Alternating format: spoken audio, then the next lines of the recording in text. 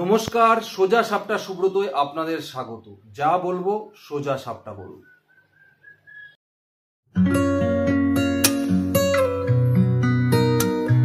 কবি শ্রীজাত লিখেছিলেন, তুমিও মানুষ আমিও মানুষ, তফাৎ শুধু শিরদাঁড়ায়। এখন পশ্চিমবঙ্গে চলছে প্রতীকী শিরদাঁড়া খোঁজার কাজ। যেখানেই প্রতীকী শিরদাঁড়া দেখতে পাচ্ছেন সেখানেই পুলিশ সেই প্রতীকী শিরদাঁড়া হয় তুলে নিয়ে আসছে, নয় আস্থা করে ফেলছে, নয়তো কালো ত্রিপল দিয়ে ঢেকে দেওয়া হচ্ছে। কেন বললাম বলুন তো কথাগুলো? কারণ দেখুন, মমতা বন্দ্যোপাধ্যায় বা তার সরকার এই মুহূর্তে কখনোই চাইছে না যে পশ্চিমবঙ্গের কোথাও দাঁড়িয়ে আরজিকর ঘটনার সূত্রপাত থেকে শুরু করে মানুষের মানববন্ধন, তাদের স্বতঃস্ফূর্ত আন্দোলন, ডাক্তারদের প্রতিবাদের কোনো ছাপ কোনো পুজো মণ্ডপে পড়ুক। তার কারণ এই সরকার সব ক্ষেত্রেই পশ্চিমবঙ্গের প্রত্যেকটা মানুষের শিরদাঁড়াকে ভেঙে দিতে চেয়েছে। সরকারি প্রতিষ্ঠানে যারা কাজ করেছেন, যারা সরকারের ওপরতলার আমলা আছেন, তাদের শিরদাঁড়ার কি পরিস্থিতি সেটা আমরা সবাই জানি। সারা ভারতবর্ষের মানুষ এবারে ডাক্তারদের একটা অভিনব প্রতিবাদ দেখেছিলেন। জুনিয়র ডাক্তাররা যখন লালবাজার অভিযান করেছিলেন বিনীত গোয়েলের পদত্যাগ চেয়ে, তখন তারা একটা প্রতীকী শিরদাঁড়া নিয়ে গেছিলেন। তারা বলেছিলেন যে বিনীত গোয়েলকে তারা এই শিরদাঁড়াটা উপহার দিয়ে বলবেন যে আপনারা আইপিএস র্যাঙ্কের অফিসার, আপনারা পুলিশ, আপনারা স্বতঃস্ফূর্তভাবে কাজ করুন, সরকারের তাবেদারি না করে, তাই আপনাদের শিরদাঁড়াটা সোজা হওয়া উচিত। এটা আমরা দেখেছি। তারপরে দেখেছি যখন বিনীত গোয়েলের চেম্বারে তারা ঢুকলেন, সেখানে মিটিং করলেন, বিনীত গোয়েলকে তারা ওই প্রতীকী শিরদাঁড়াটা উপহার দিলেন এবং তার সঙ্গে বিনীত গোয়েলের পদত্যাগ চেয়েছিলেন। একজন আইপিএস র্যাঙ্কের অফিসারকে, একজন আইপিএস র্যাঙ্কের ক্যাডারকে তার যোগ্য জবাব কিভাবে দিতে হয় সেটা জুনিয়র ডাক্তাররা খুব ভালোভাবে সেদিনকে দিয়ে দিয়েছিলেন। ঠিক যেদিনকে স্বাস্থ্য ভবন তারা অভিযান করেছিলেন, সেই সময় দেখেছিলাম যে একটা ব্রেনের প্রতীকী নিয়ে তারা স্বাস্থ্য ভবনের উদ্দেশ্যে গেছিলেন এবং তারা বলেছিলেন যে আমরা চাই এদের ব্রেনটা ঠিক হোক, এদের মস্তিষ্ক ঠিক হোক। এই যে অভিনব প্রতিবাদ সারা ভারতবর্ষের মানুষ দেখেছেন আরজি করে নিয়ে জুনিয়র ডাক্তারদের। কারণ দেখুন, যে কোনো ক্ষেত্রে যখনই কোনো পুজো আসে আমরা দেখেছি যত কারেন্ট সিচুয়েশন আসে সেই সব সিচুয়েশনের উপরে ভিত্তি করে পুজো মণ্ডপগুলো সেই সব থিমগুলোকে করে, বা এমন কিছু থিম তারা করে যেগুলো মানুষের মধ্যে তারা প্রভাব ফেলতে পারে। এবং অনেক পুজো মণ্ডপ এটা ভেবেছেন যে আরজিকর ইস্যু মানুষের মধ্যে বহুভাবে প্রভাব ফেলেছে, সুতরাং আরজিকর ইস্যু নিয়ে ডাক্তারদের আন্দোলনের উপরে যদি আমাদের কোনো থিম করা হয় সেক্ষেত্রে মানুষ সেটাকে অনেক ভালোভাবে অ্যাকসেপ্ট করবে। কিন্তু সরকার সেটা চাইছে না। সরকার সেটা চাইছে না। সরকার পুলিশ লেলিয়ে দিচ্ছে। কি অদ্ভুত না? পুলিশ চলে যাচ্ছেন কোথায়? পুজো মণ্ডপে। পুজো মণ্ডপে পুলিশ গিয়ে দেখছেন যে সেখানে কোনো প্রতীকী শিরদাঁড়া আছে কিনা। শিরদাঁড়া থাকলে সেটাকে হয় খুলে সরিয়ে দিতে হচ্ছে, না হলে কালো কাপড় দিয়ে বা কালো প্লাস্টিক দিয়ে ঢেকে দেওয়া হচ্ছে। কারণ মমতা বন্দ্যোপাধ্যায় এবং তার সরকার কোনো মতেই চাইছে না যে কোনো দর্শক যখন ওই পুজো মণ্ডপে ঢুকে তারা এমন কিছু প্রতীকীর সাথে তারা রিলেট করুক আরজি করেন ঘটনা। এটা সরকার কোনোদিনই চাইছে না। সরকার যদি ধর্ষকদের ফাঁসিই চাইতো, সরকার যদি চাইতো যে মানুষরা যা চাইছে সেটা তাদের ন্যায্য অধিকার, সরকার যদি মনে করত যে মানুষরা রাত জাগছে, মানুষরা রাতে নামছে, ডাক্তাররা রাস্তায় নামছে, এটা তাদের ন্যায্য পাওনা, তাহলে এসব ক্ষেত্রে পুলিশের হস্তক্ষেপ কেন বা সরকার এগুলোতে বাধা দিচ্ছে কেন? এখানেই প্রশ্ন উঠে গেছে। হাওড়ার এক পুজো মণ্ডপ, যে পুজো মণ্ডপে তারা ঠিক পুজো মণ্ডপের মাঝখানে নাম ছিল হাওড়া সাঁতরাগাছি কল্পতরু স্পোর্টিং ক্লাব। সেই ক্লাবটা একটা প্রতীকী শিরদাঁড়া সেখানে দাঁড় করিয়েছিল। তারা এই প্রতীকী শিরদাঁড়া থেকে এটা বোঝাতে চেয়েছিল সমাজে যে প্রত্যেকটা মানুষ তারা শিরদাঁড়া সোজা রেখে সমাজে চলুন, এই বার্তা তারা সমাজে এই মুহূর্তে দিতে চেয়েছিল। কিন্তু তাদেরকে হাওড়া জগাছি থানা থেকে তাদেরকে ফোন করে তাদের কার্যকর্তাকে ডাকা হয়। তারপরে দেখা যায় হাওড়া থেকে পুলিশ গিয়ে সেখানে হাজির হয় এবং মণ্ডপের সামনে যে প্রতীকী শিরদাঁড়া ছিল সেই শিরদাঁড়াকে তাদের কালো ত্রিপল দিয়ে ঢেকে দিতে হয়। 20 ফুট লম্বা শিরদাঁড়া। ঠিক সেরকম ভাবে গান্ধী মাঠ ফ্রেন্ডস সার্কেল, এই ক্লাব এরা করেছিলেন যে পরিবারের সর্বময় কর্তা হচ্ছে বাবা। বাবা পরিবারটাকে আগলে রাখে, তাই বাবাই হলো পরিবারের শিরদাঁড়া।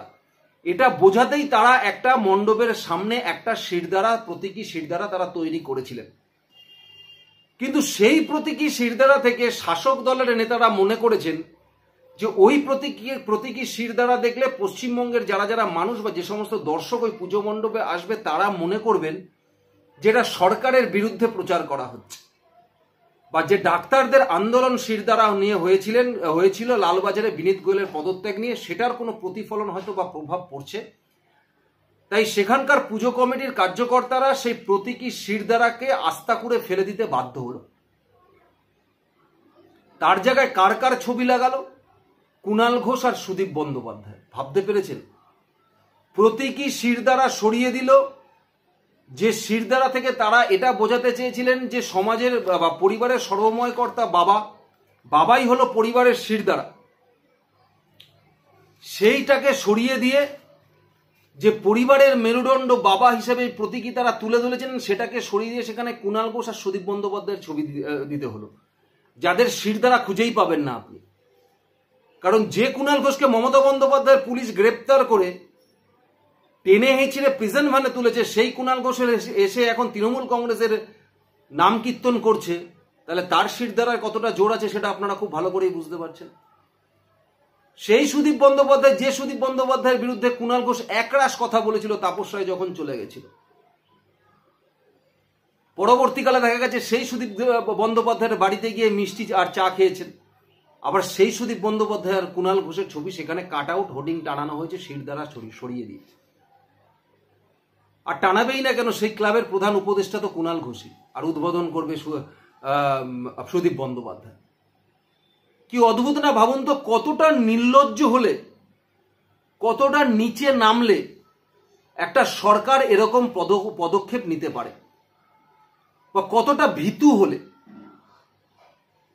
যে মমতা বন্দ্যোপাধ্যায় পুজোতে সবাইকে উৎসবে ফিরতে বলছেন, একের পর এক উৎসবে ফেরানোর জন্য মানুষকে যেভাবে মমতা বন্দ্যোপাধ্যায় চেষ্টা করছেন, মানুষ চাইছে না ফিরতে। মানুষ বলছে এবারের পুজোর উৎসবটা তোলা থাক, আমার তিলোত্তমার জন্য, অভয়ের জন্য, আমার ঘরের মেয়ের জন্য।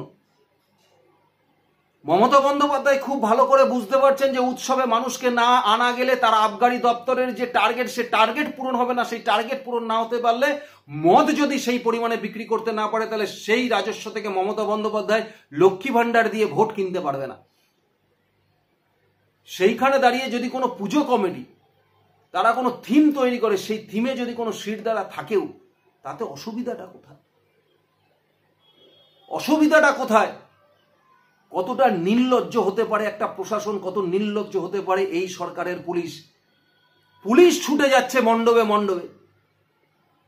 শিরদাঁড়া থাকলে কিচ্ছু বোঝার চেষ্টা করছে না, কি থিম না আছে কোনো কিছু বোঝার চেষ্টা করছে না। আগেই বলছে হয় খুলে ফেলো, নয় ত্রিপল দিয়ে ঢেকে দাও, নয় ত্রিপল দিয়ে ঢেকে দাও।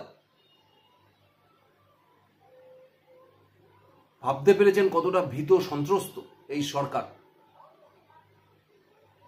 তবে এবারে প্রত্যেকটি পুজো মণ্ডপে, সেই যে পুজো মণ্ডপে শিরদাঁড়া থাক আর না থাক, প্রত্যেকটা পুজো মণ্ডপে গিয়ে কিন্তু দর্শকরা একটাই আওয়াজ তুলবে, জাস্টিস ফর আরজি কর। ঘটনার প্রমাণ যারা লোপাট করেছে তাদের শাস্তি চাই। হয়তো এক ধাপ এগিয়েও কেউ কেউ বলবে দফা এক, দাবি এক, মমতার পদত্যাগ। এটাও কিন্তু শুনতে হবে। এবার পুলিশ কতজনকে অ্যারেস্ট করে, কতজনকে ধরে, এটাই এখন দেখার আছে। অরূপ বিশ্বাসের ভাই সৌরভ বিশ্বাস কলকাতা পুলিশ কমিশনার এর সাথে মিটিং করে, উপযুক্ত মিটিংয়ে সে প্রশ্ন করছে, যদি আমাদের পুজো মণ্ডপে এসে কেউ জাস্টিস ফর আরজি কর বলে, তাহলে আমরা কি করব? তার মানে তাদের মধ্যে একটা ভয় আছে যে জাস্টিস ফর আরজি কর মানুষ এবারে বলবে। তা জাস্টিস ফর আরজি কর তো মমতা বন্দ্যোপাধ্যায়ও বলেছে, জাস্টিস ফর আরজি কর তৃণমূল কংগ্রেসও বলেছে। তাহলে মানুষ জাস্টিস ফর আরজি কর বললে এটা তৃণমূল কংগ্রেসের ভয় হচ্ছে কেন? তার মানে সর্ষের মধ্যেই ভূত আছে নাকি? জানে তারা ধর্ষকদের বাঁচানোর চেষ্টা করেছেন, জানে তারা সুপ্রিম কোর্টের শুনানি পিছানোর জন্য কপিল সিব্বলকে বলেছেন, জানে তারা সুপ্রিম কোর্টে যাতে লাইভে শুনানি না হয় তার জন্য কপিল সিব্বলকে দিয়ে সওয়াল করিয়েছেন। তাই কি মমতা বন্দ্যোপাধ্যায় ভয় পাচ্ছেন? তাই মমতা বন্দ্যোপাধ্যায় ভয় পাচ্ছে না। তবে নিশ্চিন্তে থাকুন আপনি, এবার প্রত্যেকটা পুজো মণ্ডপে কিন্তু যেরকম আগের বার জয় শ্রীরাম স্লোগান উঠেছিল, এবারে জাস্টিস ফর আরজিকর উঠবে, অভয়ের বিচার চাই উঠবে, দফা 1 দাবি 1 মমতার পদত্যাগও উঠবে। কজনকে পুলিশ আটকায়, কজনকে আপনাদের প্রশাসন ধরে, এখন সেটা আপনাদের প্রশাসনের আর আপনাদের পুলিশের ব্যাপার।